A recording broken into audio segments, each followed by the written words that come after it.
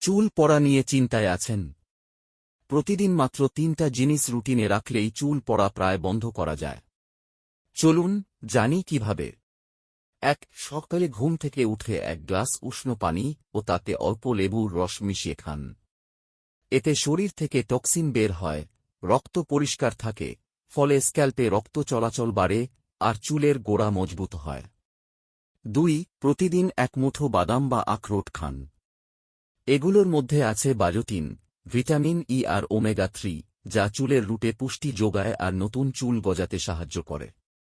৩. রাতে ঘুমানোর আগে ৫ মিনিট মাথায় হালকা তেল মালিশ করুন। নারকেল বা আমলকি তেল ব্যবহার করুন, এতে স্ক্যাল্পে রক্ত চলাচল বাড়ে, চুল পড়া বন্ধ হয় আর নতুন চুল গজায়। এই ৩টা সহজ অভ্যাস রোজ মেনে চললে দেখবেন ১ মাসেই চুল পড়া অনেক কমে গেছে। আর ভিডিওটা শেয়ার করুন, যেন অন্যরাও উপকার পায়।